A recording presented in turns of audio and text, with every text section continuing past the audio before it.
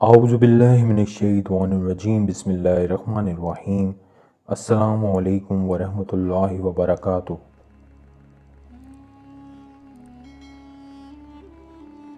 حضرت ابن عباس رضی اللہ تعالیٰ عنہ سے روایت ہے کہ حضرت حسن و حسین رضی اللہ تعالیٰ عنہ ایک مرتبہ بہت بیمار ہو گئے تو آپ حضرت علی رضی اللہ تعالیٰ عنہ اور حضرت فاطمہ رضی اللہ تعالیٰ عنہ نے منت مانی کہ اگر یہ تندرست ہو جائیں تو شکرانے کے طور پر 3 روزے دونوں حضرات رکھیں گے۔ اللہ تعالیٰ کے فضل و کرم سے صاحبزادوں کو صحت ہو گئی تو ان حضرات نے شکرانے کے روزے رکھنے شروع فرما دیے، مگر گھر میں نہ سحری کے لیے کچھ تھا نہ افطار کے لیے، لہٰذا فاقہ پر روزہ شروع کر دیا۔ صبح کو حضرت علی رضی اللہ تعالیٰ عنہ ایک یہودی کے پاس تشریف لے گئے جس کا نام شمعون تھا، اور اس کو کہا کہ اگر تو کچھ اون دھاگا بنانے کے لیے اجرت پر دے دے تو محمد صلی اللہ علیہ وسلم کی بیٹی اس کام کو کر دے گی۔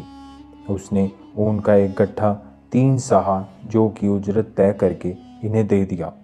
حضرت فاطمہ رضی اللہ تعالیٰ عنہ نے اس میں سے 1/3 کاتا اور 1 صاع اجرت کے لے کر ان کو پیسہ اور 5 نان اس کے تیار کیے، ایک اپنا، ایک حضرت علی رضی اللہ تعالیٰ عنہ کا، دونوں صاحبزادوں کے اور ایک باندی کا جس کا نام فضا تھا۔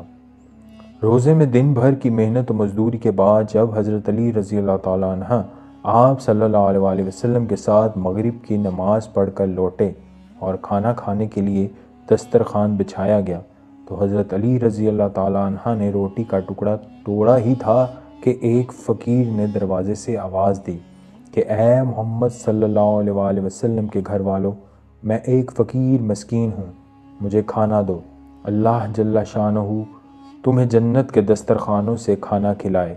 حضرت علی رضی اللہ تعالیٰ عنہ نے کھانے سے ہاتھ روک لیا اور حضرت فاطمہ سے مشورہ کیا۔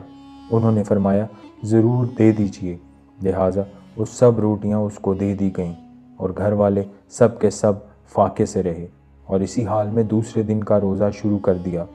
دوسرے دن پھر حضرت فاطمہ رضی اللہ تعالیٰ عنہ نے دوسری تہائی اون کی کاتی اور 1 صاع جو کا اجرت لے کر اس کو پیسا اور روٹیاں پکائیں، اور جب حضرت علی رضی اللہ تعالیٰ عنہ آپ صلی اللہ علیہ وسلم کے ساتھ مغرب کی نماز پڑھ کر تشریف لائے اور سب کے سب کھانے کے لیے بیٹھے تو ایک یتیم نے دروازے سے سوال کیا اور اپنی تنہائی اور فکر کا اظہار کیا۔ ان حضرات نے اس دن کی روٹیاں بھی اس کے حوالے کر دیں اور خود پانی پی کر تیسرے دن کا روزہ شروع کر دیا۔ اگلے دن صبح کو حضرت فاطمہ نے اون کا باقی حصہ کاتا اور 1 صاع جو کا رہ گیا تھا وہ لے کر پیسا، روٹیاں پکائیں، اور مغرب کی نماز کے بعد جب کھانے بیٹھے تو ایک قیدی نے آ کر آواز دی اور اپنی سخت حاجت اور پریشانی کا اظہار کیا۔ ان حضرات نے اس دن کی روٹیاں بھی اس قیدی کو دے دیں اور خود فاقے سے رہے۔ چوتھے دن صبح کو روزہ تو تھا نہیں لیکن کھانے کو بھی کچھ نہیں تھا۔ حضرت علی رضی اللہ تعالیٰ عنہ دونوں صاحبزادوں کو لے کر آپ صلی اللہ علیہ وسلم کی خدمت میں حاضر ہوئے۔ بھوک اور ضعف کی وجہ سے چلنا بھی مشکل ہو رہا تھا۔ آپ صلی اللہ علیہ وسلم نے حضرت علی رضی اللہ تعالیٰ عنہ سے فرمایا کہ تمہاری تکلیف اور تنگی دیکھ کر مجھے بہت ہی تکلیف ہو رہی ہے، چلو فاطمہ کے پاس چلیں۔ آپ صلی اللہ علیہ وسلم حضرت فاطمہ کے پاس تشریف لائے۔ وہ نماز پڑھ رہی تھیں، بھوک کی شدت سے آنکھیں گڑ گئی تھیں اور پیٹ کمر سے لگ گیا تھا۔ آپ صلی اللہ علیہ وسلم نے ان کو اپنے سینے سے لگایا اور اللہ تعالیٰ سے فریاد کی۔ اس پر حضرت جبرائیل علیہ السلام سورہ دہر کی آیات، اور باوجود یہ کہ انہیں خود طعام کی خواہش اور حاجت ہے، فقیروں اور یتیموں اور قیدیوں کو کھلاتے ہیں، لے کر آئے اور اس پروانہ خوشنودی کی مبارکباد دی۔ اس مرتبہ حضرت امام حسن اور امام حسین رضی اللہ تعالیٰ عنہ نے بچپن میں 2 تختیوں پر کچھ لکھا اور باہم ایک دوسرے سے کہنے لگے کہ میرا خط اچھا ہے۔ چنانچہ دونوں اس بات کا فیصلہ لینے حضرت علی رضی اللہ تعالیٰ عنہ کے پاس پہنچے۔ حضرت علی رضی اللہ تعالیٰ عنہ نے اس مقدمے کا مرافعہ حضرت فاطمہ رضی اللہ تعالیٰ عنہ کے سپرد کیا۔ حضرت فاطمہ رضی اللہ تعالیٰ عنہ نے فرمایا بیٹو، اس بات کا فیصلہ تم اپنے نانا جان آپ صلی اللہ علیہ وآلہ وسلم سے کرواؤ۔ چنانچہ دونوں بھائی آپ صلی اللہ علیہ وآلہ وسلم کی خدمت میں حاضر ہوئے۔ آپ صلی اللہ علیہ وآلہ وسلم نے فرمایا تمہارا فیصلہ جبرائیل کریں گے۔ چنانچہ حضرت جبرائیل علیہ السلام حاضر ہوئے اور کہنے لگے یا رسول اللہ صلی اللہ علیہ وآلہ وسلم،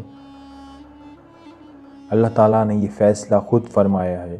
چنانچہ اللہ تعالیٰ کا جبرائیل کو حکم ہوا کہ اے جبرائیل، جنت سے ایک سیب لے جاؤ اور وہ سیب ان دونوں کی تختیوں پر ڈال دو۔ سیب جس کی تختی پر ٹھہر جائے وہی خط اچھا ہے۔ چنانچہ جبرائیل علیہ السلام نے جنت کا ایک سیب لا کر ان تختیوں پر گرا دیا تو اللہ کے حکم سے اس سیب کے 2 ٹکڑے ہو گئے، اور ایک ٹکڑا حضرت حسن رضی اللہ تعالیٰ عنہ کی تختی پر اور دوسرا حضرت حسین رضی اللہ تعالیٰ عنہ کی تختی پر جا پڑا،